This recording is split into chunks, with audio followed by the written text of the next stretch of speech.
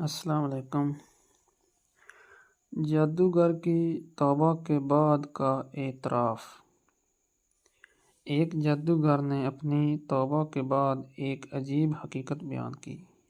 وہ کہتا ہے، میں جنات کو لوگوں پر جادو کرنے کے لیے بھیجا کرتا تھا۔ کچھ لوگ ایسے تھے جن پر جادو فوراً اثر کر جاتا، لیکن کچھ کے بارے میں جنات واپس آ کر کہتے، ہم نے اس کی آواز سنی مگر اسے دیکھا نہیں۔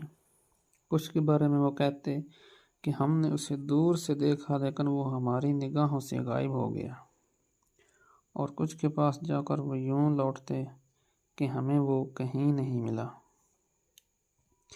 جادوگر کہتا ہے کہ پھر میں نے مردہ، یہ طاقتور جنات کا نام ہے، ان کو بھیجا مگر وہ بھی ناکام ہو کر پلٹ آتے اور کہتے کہ ہم نے اسے پایا ہی نہیں۔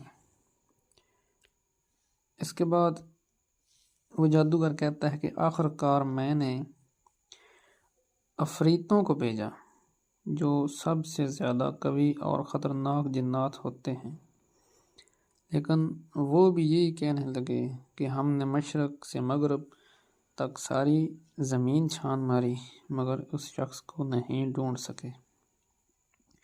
جادوگر کہتا ہے، میں حیران ہو کر کہتا، وہ تو اپنے گھر یا اپنی دکان پر ہے، پھر تمہیں کیوں نہیں ملا؟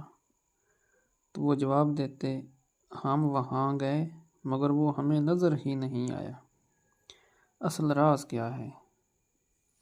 جادوگر کہتا ہے، جب میں نے توبہ کی تو حقیقت کھلی، پتہ چلا کہ انسان ایک دوسرے سے اپنی تحسین یعنی کہ روحانی حفاظت، ذکر اللہ اور نماز کی پابندی میں مختلف ہوتے ہیں۔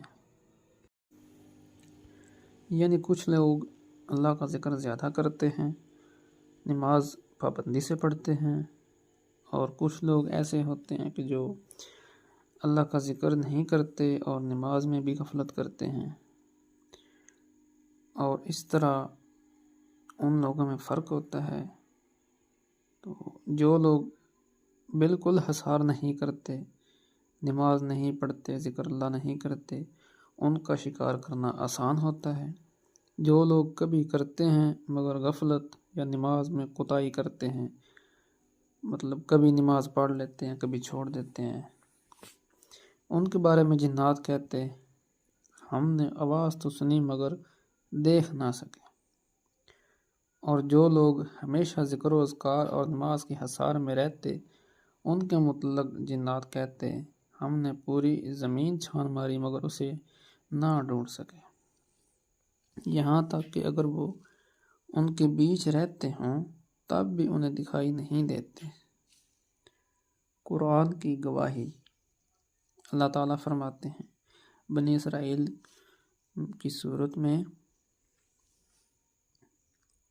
اور جب آپ قرآن پڑھتے ہیں تو ہم آپ اور ان لوگوں کے درمیان جو آخرت پر ایمان نہیں رکھتے ایک چھپا ہوا پردہ حائل کر دیتے ہیں۔ بھائیوں اور بہنوں، یہ واقعہ ہمیں ایک بہت بڑا پیغام دیتا ہے کہ اصل حفاظت تعویذ یا دنیاوی تدبیروں میں نہیں بلکہ اللہ کی یاد، قرآن کی تلاوت اور نماز کی پابندی میں ہے۔ ٹھیک ہے، تعویذ یا دنیاوی تدبیریں بھی ہیں، لیکن اصل چیز اللہ کی یاد، قرآن کی تلاوت اور نماز کی پابندی ہے۔ جو شخص اللہ کے ذکر میں جیتا ہے وہ شیطان اور اس کے لشکر کے لیے گویا غائب ہو جاتا ہے۔